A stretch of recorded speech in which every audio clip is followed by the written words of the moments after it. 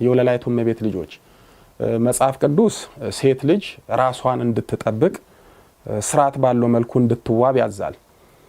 ሙሴ ለእስራኤላውያን ስለ ጋብቻ በጻፈላቸው አንቀጽ በኦሪት ዘዳግም ምዕራፍ 21 ቁጥር 11 ላይ ከተማረኩት መካከል የተዋበች ሴት ብታይ የሚለው ሴት ውበቷን በመዋብ መጠበቅ እንዳለባት የሚያመላክት ነው። በመጽሐፍ ቅዱስ ላይ ውበትን ስለመጠበቅ ጌጣጌጥን ስለማድረግ በክልከላ መልክ የተጻፈ የለም። ይልቁንም የአብርሃም ልጅ የሆነው የይስሐቅ ሚስት ርብቃ አማቿ ከሚሆነው ከአብርሃም በስጦታ መልክ የተበረከተላትን የወርቅ ቀለበት፣ የወርቅ አምባርና ሌሎች ውድ ጌጣጌጥ ታደርግ እንደነበር ተጽፏል። ኦሪት ዘፍጥረት ምዕራፍ 24 ቁጥር 22ና ቁጥር 30 ቁጥር 53ን መመልከት ይቻላል። በተመሳሳይ አስቴር የፋርስ ግዛት ንግስት ሆና ለመመረጥ ብቁ እንድትሆን ሲባል የተደረገላትን የውበት እንክብካቤ ተቀብላለች። እንዲሁም ጥሩ የሆኑ ነገሮችን ለመግለጽ ጌጣጌጦችን እንደ ምሳሌ አድርጎ በመጽሐፈ ምሳሌ በምዕራፍ 25 ቁጥር 12 ላይ የሚሰማ ጆሮ ያለው እንደ ወርቅ ጉትቻ በማለት ተገልጿል። በተጨማሪም አምላክ የእስራኤልን ዘር የያዘበትን መንገድ ለመግለጽ የእጅ አምባር፣ የአንገት ሐብልና የጆሮ ጉትቻ በመስጠት ሙሽራን ከሚያስውብ ባል ጋራ ራሱን አነጻጽሯል። እነዚህ ጌጣጌጦች ዘሩን ውብ አድርገውት እንደነበር በትንቢተ ሕዝቅኤል በምዕራፍ 16 ቁጥር 11 እስከ 14 ላይ ተገልጿል። አግባብ የሌለው መኳኳል ማለት የውጫዊ ውበትን ብቻ ለሰው ለማሳየት የሚደረግ ነው። ብዙ ሴቶች በመኳል የውስጥ ውበታቸውን ሳይሆን የውጭ ውበታቸውን ነው የሚያሳዩት። በዚህም ውስጣዊ ተክለሰብናን ሳይሆን ውጫዊ ውበትንና ቁመናን ለማሳየት ይጥራሉ። የመኳኳልና የመጋጌጥ ጥንታዊ መጽሐፍ ቅዱሳዊ ታሪኩን ብንመለከት የሰው ልጅ ስለ ውበቱ ተጨንቆ መኳል መጋጌጥ የጀመረው ገና በምድር ላይ በአግባብ መኖር ባልጀመረበት ዓመታት ነው። በተለይ ከክርስቶስ ልደት በፊት በ4378 ዓመተ ዓለም በ365 ዓመቱ ከሞት የተሰወረው ዓለማዊ ጻድቅ ሄኖክ በመጽሐፈ ሄኖክ ላይ በምዕራፍ 2 ቁጥር 18 እስከ 19 ላይ አዛዜል የተባለ ጋኔን በወቅቱ ለነበሩት ለቃየል ልጆች እንዳስተማራቸው ተናግሯል። ይህንንም አዛዜልም ለሰዎች ሾተልንና ሰይፍ መስራትን፣ ጋሻ መሰጎድንም፣ ጥሩር መስራትንም አስተማራቸው። ከነሱ በታች የሚሆኑ ስራቸውንም ሌላ ጌጽና አምባሮችን፣ ቅንድም መሸለልንና አይን መኳልን ከተመረጠና ከከበረ እንቁ ሁሉ የሚበልጥ እንቁንም እንሶስላ መሞቅን ሁሉ የዓለምንም ለውጥ አሳዩአቸው በማለት አጋንንት እንዳስተማረ ይገልጻል። መኳኳል ራስን ውብ አድርጎ ማሳመር ብቻ ሳይሆን ራስንም ለቡዳ መንፈስ ማዘጋጀትም ነው። የቡዳ መንፈስ የሰዎችን ደምግባት ውበት በማየት በአይን የሚገባ መንፈስ ነው። ስለዚህ እላፊ መኳኳል ለዚህ ያጋልጠናል። ወዳጆቼ እጅጉን ተውቦና ደምቆ መታየት ራስን ለሰዎች ብቻ ሳይሆን ለክፉ መናፍስት መስዋዕት አድርጎ ማዘጋጀትም ነው። መጽሐፍ ቅዱስ ከሰባቱ በማርያም ስም ከሚጠሩት ሴቶች ውስጥ በገሊላ ከተማ በሜጌዶል ትኖር የነበረችው መግደላዊት ማርያም 7 አጋንንት እንደነበረባትና ጌታ የሚያደረባትን አጋንንት እንዳስወጣላትና ጌታን ታገለግል እንደነበረ በሉቃስ ወንጌል ምዕራፍ 8 ቁጥር 2 በማርቆስ ወንጌል በምዕራፍ 15 ቁጥር 40 እስከ 41 ላይ ተጽፏል።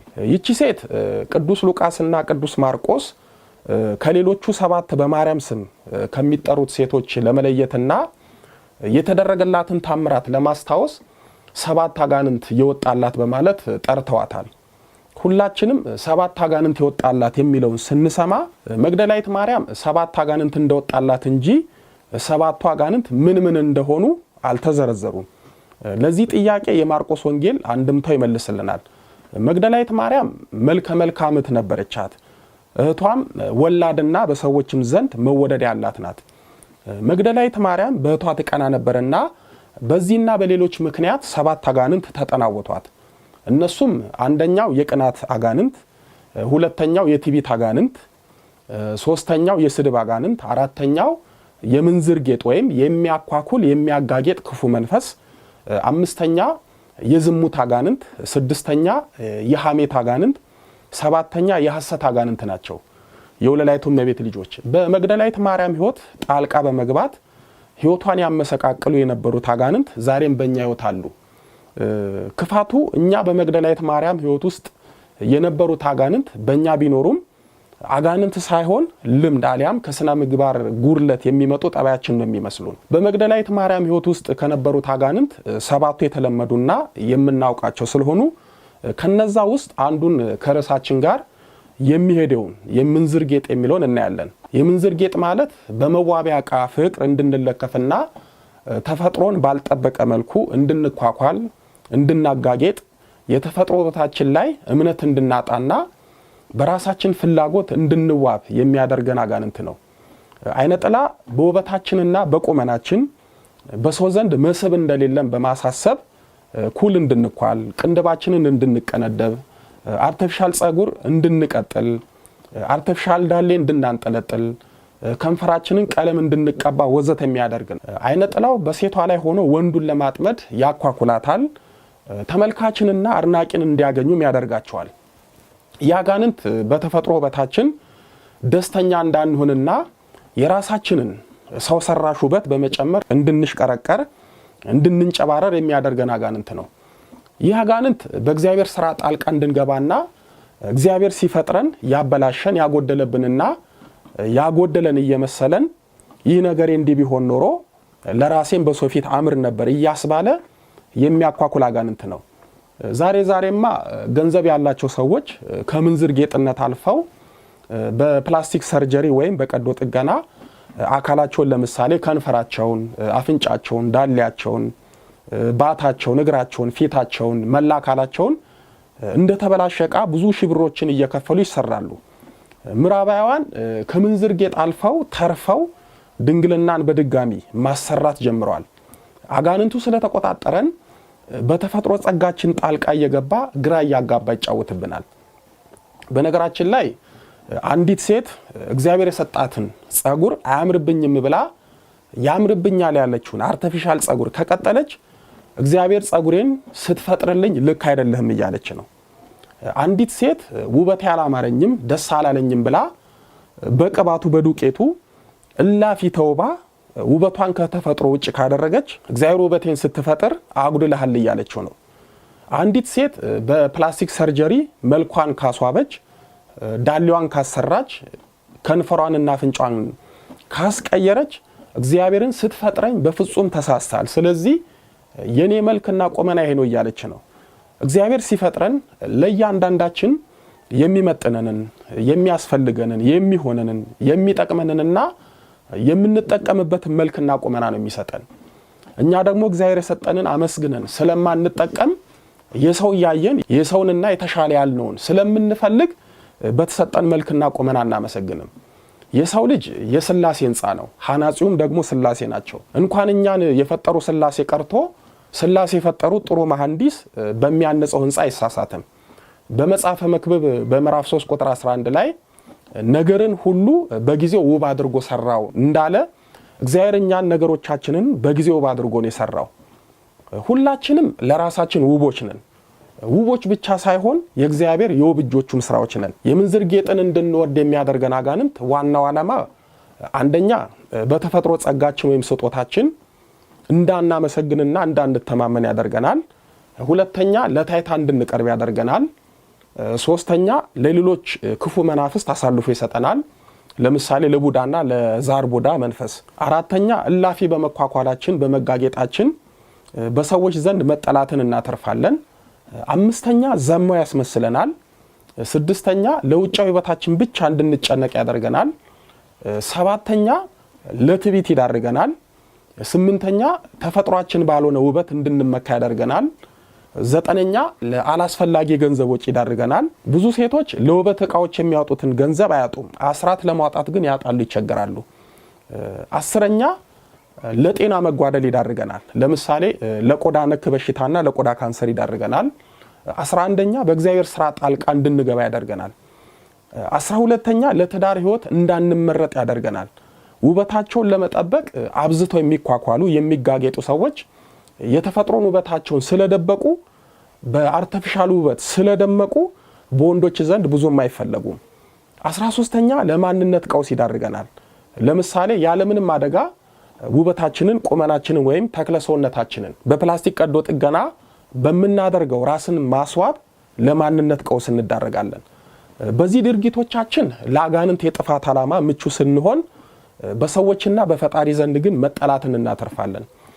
ከዚህ ጋር በተያያዘ ለምሳሌ አንዲት ሴት ፊቷ ላይ አሲድ ቢደፋና በዚህም የተፈጥሮ ውበቷ ቢጠፋ በፕላስቲክ ሰርጀሪ ውበቷን ብታስተካክል፣ አንዲት ሴት ወይም አንድ ወንድ በተፈጥሮ እና በሰው ሰራሽ አደጋ ከውበትና ከቁመና ጋር የተያዘ ችግር ቢገጥማቸው ይህንን ችግር ዘመን ባመጣው በፕላስቲክ ሰርጀሪ ቢያስተካክሉት ወይም ወደ ቀደመ ይዞታ ቢመልሱት ኃጢአት አይሆንባቸውም። አይነ ጥላ ያለባት ሴት በተለይ በተፈጥሮ ጸጋዋ ማለትም በውበቷ በቁመኗ ከሌሎች ሴቶች አንሳ እንደምትታይ እንደማታምር ውስጣዊ ስሜት ስለሚሰማት ይህንን ችግር ለመቅረፍና በሰዎች ዘንድ ውብ ሆና ለመታየት ራሷን በመዋቢያ ዕቃ ውስጥ ትሸሽጋለች።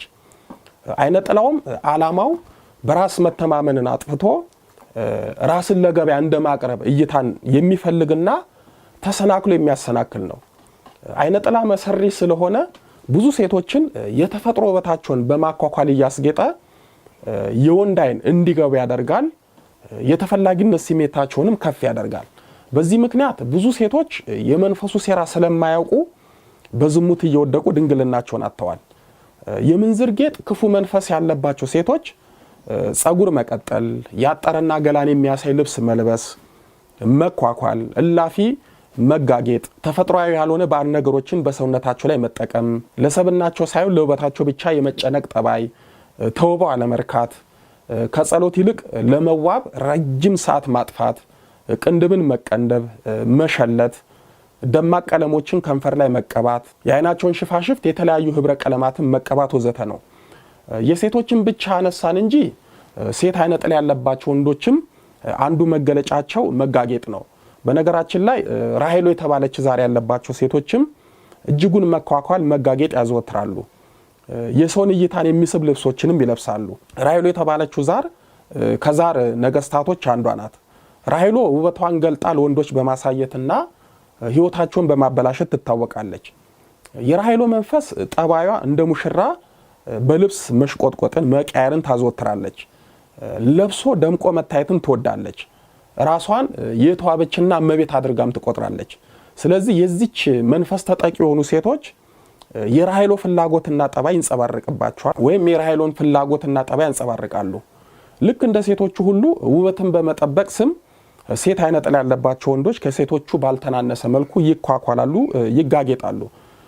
በእርግጥ ውበትን መጠበቅ መልካም ቢሆንም ራሳችንን ትዝብት ውስጥ እስኪከተን ድረስ ዘመናችንን በሙሉ ለሚረክፈው አፈር ለሚበላው ውበታችን ብቻ የምንጨነቅ ከሆነ በእውነት ችግር አለብን ማለት ነው። ስለ መንፈሳዊ ውበታችን ሳይሆን ስለ ስጋዊ ውበታችን ብቻ ለምንጨነቀው ቅዱስ ጴጥሮስ በአንደኛ ጴጥሮስ በምዕራፍ 3 ቁጥር 3 ላይ ለእናንተ ጠጉርን መሸረብንና ወርቅ ማንጠልጠል ወይም ልብስን በመጎናጸፍ በውጪ ለሆነ ሽልማት አይሁንላችሁ ያለው ውስጣዊ ውበታችንን በክፋት፣ በኃጢአት፣ በተንኮል፣ በምቀኝነት፣ በቀናት አቆሽሸን ውጫዊ ውበትንና ማንነትን ለማሳመር የምንጥረውን ለመገሰጽ ነው የጻፈው። የወለላይቱ እመቤት ልጆች በመዋቢያ ጥበብ ብቻ የውጭ ውበታችንን አሳምረን የውስጥ ሰብናችን ለማያምረው ለምናስጠላው ጥበበኛው ሰለሞን በመጽሐፈ ምሳሌ በምዕራፍ 11 ቁጥር 22 ላይ የወርቅ ቀለበት በሪያ አፍንጫ እንደሆነ ከጥበብ የተለየች ቆንጆ ሴትም እንዲሁ ናት ይለናል። መቼም ለሪያ ወርቁ ምኑም አይደለም። ለሪያ ወርቅ በአፍንጫው ቢያደርጉለት አያጌጥበት፣ አይደምቅበት፣ አያምርበት። ውስጣዊ ውበት የሌላት ግን በውጫዊ ውበት የተሽቆጠቆጠች ሴትም እንደሪያ ናት።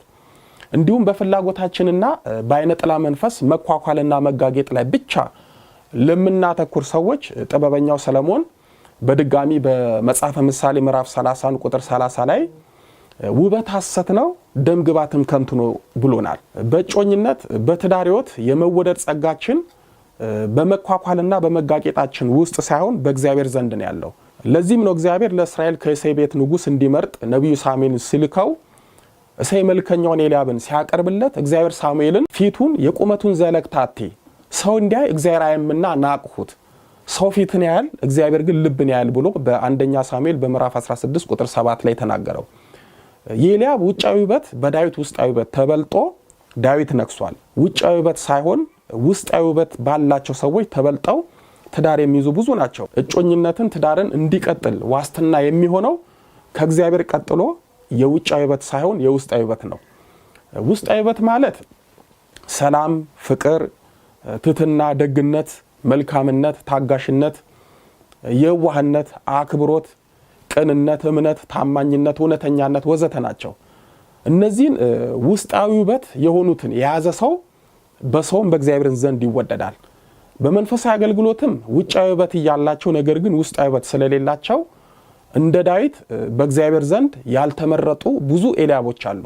ስለዚህ እኛም በመኳኳልና በመጋጌጥ ውበታችንን የጠበቅን መስሎን ለጊዜው በሰዎች ዘንድ ያለንን መወደድ እያየን በእግዚአብሔር ዘንድ መጠላትን እንዳናተርፍ በእርሱ መለኮታዊ ጥበብ ውስጥ ጣልቃ እንዳንገባ ልንጠነቀቅ ይገባል።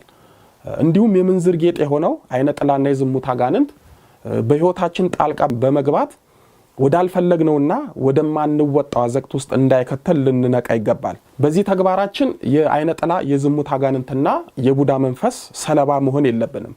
ይልቁንም አጋንንታዊ በሽታ እንደሆነ ልታውቁና ልትጠነቀቁ ይገባል። ስትዋቡ ባፈነገጠ ሳይሆን ራስን ለአጋንንት አሳልፎ ባልሰጠ መንፈሳዊነትን በጠበቀ መልኩ በክርስቲያናዊ ጨዋነት ይሁን። ውበት ሐሰት ነው፣ ደምግባትም ከንቱ ነው። እግዚአብሔርን የምትፈራ ሴት ግን እርሷ ትመሰገናለች እንዳለው ጥበበኛው ሰለሞን ለሴት ልጅ ውበቷ፣ መልኳ፣ ደምግባቷ ብቻ ሳይሆን እግዚአብሔርን መፍራቷም ነው። እግዚአብሔርን መፍራት የነፍስ ውበት ነው። በቀጣይ በክፍል 33 አብሮን የተሰደዱ አይነ ጥላ፣ የቤተሰብ ዛርና የድል መተት የስደት ሕይወታችንን ያከብዷል በሚል ርዕስ እንማማራለን። ሕዝቤ እውቀት ከማጣቱ የተነሳ ጠፍቷል። ትንቢተ ሆሴዕ ምዕራፍ 4 ቁጥር 6። ከትውልዱ ማን አስተዋለ? ትንቢተ ኢሳይያስ ምዕራፍ 53 ቁጥር 8። ፈረስ ለጦርነት ቀን ይዘጋጃል፣ ድል ግን ከእግዚአብሔር ዘንድ ነው። መጽሐፈ ምሳሌ ምዕራፍ 20 ቁጥር 31። ያስተማረን የመከረን የአባቶቻችን አምላክ ልዑለ ባሕርይ ቅዱስ መድኃኔ ዓለም ኢየሱስ ክርስቶስ ክብር ምስጋና ይድረሰው። ድንግል ስንላት ጌታን ወልዳ የተገኘች፣ ጌታን የወለደች ስንላት ድንግል የሆነች፣ ስሟን ለመጥራት ከሰማይ ከምድር የከበደች፣ መንበረ ፀሐይ መንበረ ሥላሴ ንግሥተ ሰማይ ወምድር የጌታችን የመድኃኒታችን የኢየሱስ ክርስቶስ እናት ወለላይቱ እመቤት ድንግል ማርያም ምስጋና ይድረሳት። አሜን።